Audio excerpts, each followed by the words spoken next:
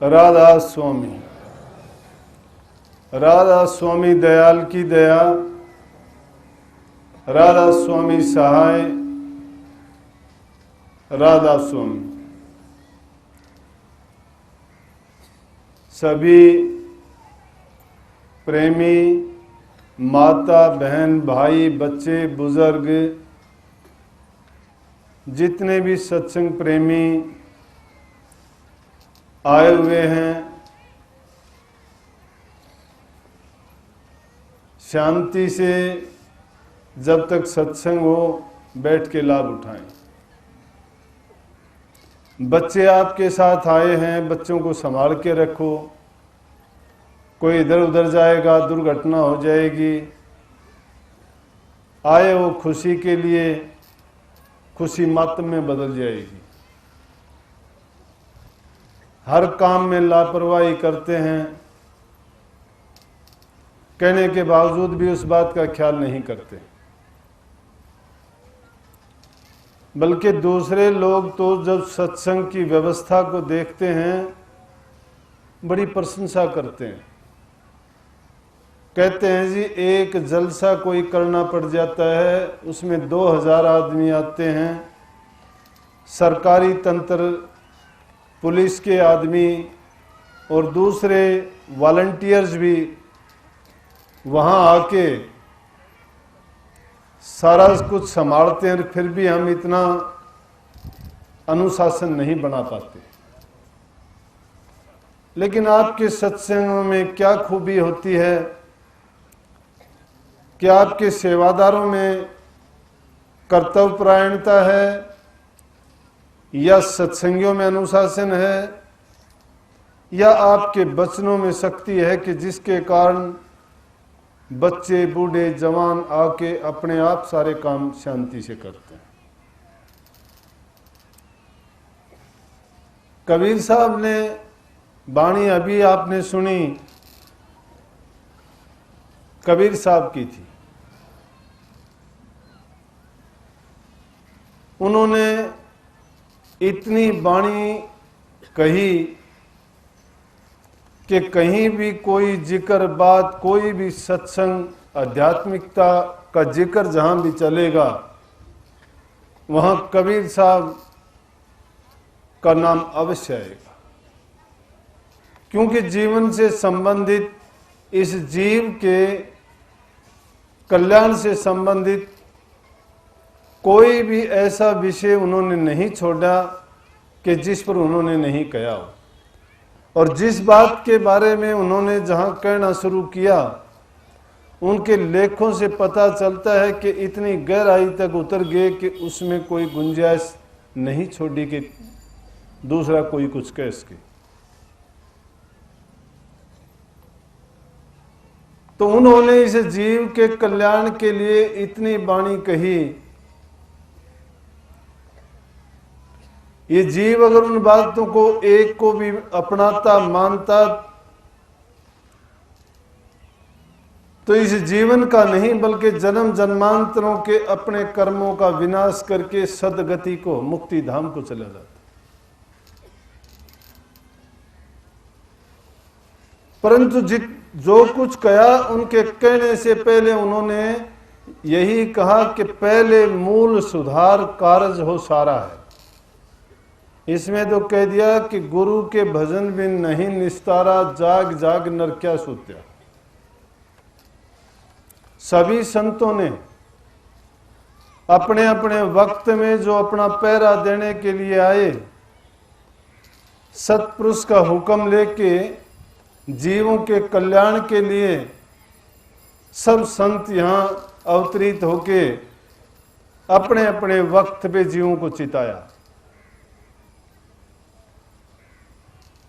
निस्संदेह रूप में जीव का कल्याण का माध्यम और तरीका ये बताया कि गुरु का भजन। अब गुरु के भजन बिन आज के जमाने में गुरुओं का नाम अगर लेते हैं तो लोग मजाक उड़ाते हैं। इन गुरुओं ने धर्म को बदनाम किया है, क्योंकि गुरुओं में वो गुरुवाई के लक्षण नहीं है। जब गुरुओं में वो लक्षण नहीं होंगे तो उनके सत्संगियों में क्या लक्षण होंगे? पंडित का पढ़ाया प्यादा, प्यादे का पढ़ाया आधा, आधे का पढ़ाया टिड्डी फिड़कार हुरफुर। अगर कोई प्रकांड पूरा विद्वान पंडित किसी को पढ़ाता है, उसका पढ़ाया हुआ पूरा नहीं होता, उससे आधा हो जाता है, उसके आधे से पढ़ाया हुआ उसका आधा, उसके बाद में तो यूं समझो कि खराब हो जाता है। कुछ लोग अपने लालच के लिए जामा पहन लेते हैं महात्माओं का, संतों का, लेकिन उनकी अपना अमली जीवन संतों जैसा नहीं, क्या आम आदमी जैसा भी नहीं होता। उससे दुनियादारों का, लोगों का विश्वास उठ जाता है। और धर्म, आध्यात्मिकता, ये रास्ता ऐसा है कि इसमें श्रद्धा और विश्वास का खेल है। मैं बताऊं कि जो अपनी बात में खरा नहीं उतरता, जो गुरुवाई के लक्षण नहीं रखता, उसको तो सजा मालिक देगा, लेकिन उसमें जो विश्वास करता है, पूरी श्रद्धा रखता है, उसके काम में कोई चूक नहीं होगी। हम बिना मतलब की, बिना बात के संदेह उठा के अगर सोच लेते हैं कि मेरा इसमें क्या हित है, क्या फायदा है, कि जब गुरु मुझे पूरा नहीं मिला, निस्संदेह जो सच्चाई के मार्ग पर चलता है, पूरे की खोज में निकलता है, उसको अगर पूरा नहीं मिलता है, झूठे मिलेंगे, कच्चे पक्के जैसे भी मिलेंगे, लेकिन अंत में अपनी मंजिल को जरूर पा लेगा, क्योंकि उसका निश्चय और विश्वास ऐसा करने का है। पूरा संत उसको समझो जो शिष्य की विचारधारा को पलट दे, इस संसार की तरफ से मोड़ के उस मालिक की तरफ जोड़ दे। तो गुरु का भजन कब करोगे? गुरु नाम इंसान का नहीं, गुरु नाम लोगों ने गलत प्रयोग किया है। हम इंसान को गुरु मान बैठते हैं और इसीलिए हम धोखा खाते हैं। गुरु नाम देह का नहीं है। अगर देह को गुरु मान बैठते हैं, वहीं समझो कि हम भूल भ्रम के चक्कर में फंसे। कबीर साहब ने कहा, देह का गुरु देह का चेला, दोनों नरक में ठेलम ठेला। अगर देह रूप से तुम गुरु हो नहीं, शब्द गुरु चित चेला, संतों ने दिया हेला। गुरु कौन है? गुरु वो गुरु है, शब्द गुरु है, जो आपके अंदर ज्ञान विवेक की शक्ति है, वो गुरु है। और शिष्य कौन है? हमारी सुरत शिष्य है, चेला है। संतों ने ये बात बड़ी स्पष्ट रूप से खोल के बताई। जहां कहीं हम देखते हैं सत्संगों में बड़ी भारी भीड़ जुटती है, लेकिन जाके देखते हैं तो है क्या उसमें? फिर भी लोगों का जीवन नहीं बदलता, उनमें उनकी जो पुरानी आदत और पुराने संस्कार भरे हुए हैं वो नहीं निकाले जाते, उनसे बुराइयां नहीं छोड़ी जाती। ये वो मूल चीजें हैं। जब तक इस जीव के साथ वो बीमारियां, संसार के विषय विकार, उसकी बुरी आदतें, जो इसने एक जन्म नहीं जन्मों जन्मों से ये करता आया है और करते करते ये आदी हो चुका है, उनको जब तक नहीं छोड़ता है, इस जीव को उस शब्द का दर्शन नहीं हो सकता।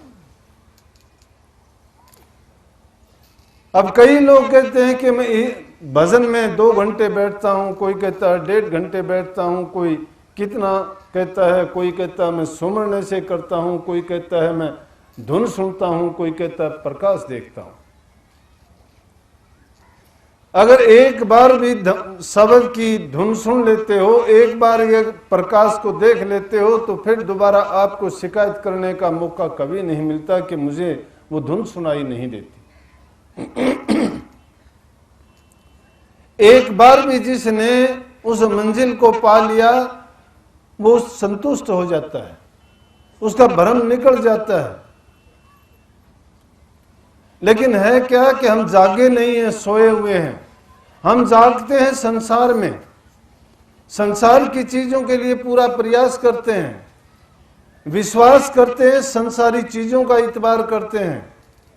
गुरु पर, गुरु के वचन पर, गुरु की बताई बात पर हमारा कोई श्रद्धा नहीं है, यकीन नहीं है।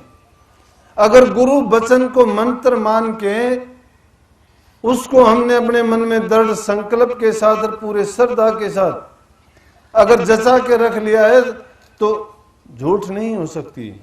रामायण में लिखा है, मेरा वचन पड़ जाए फीका, संत वचन पत्थर की लीका। स्वामी जी महाराज कहते हैं, संत कौन है? संत सभी वा घर से आवे, नाम भेद दे जीव चितावे, जो चेते तिस ले पहुंचावे, नाम भेद ले जो माने कहना, उसको फिर सुख दुख नहीं सहना।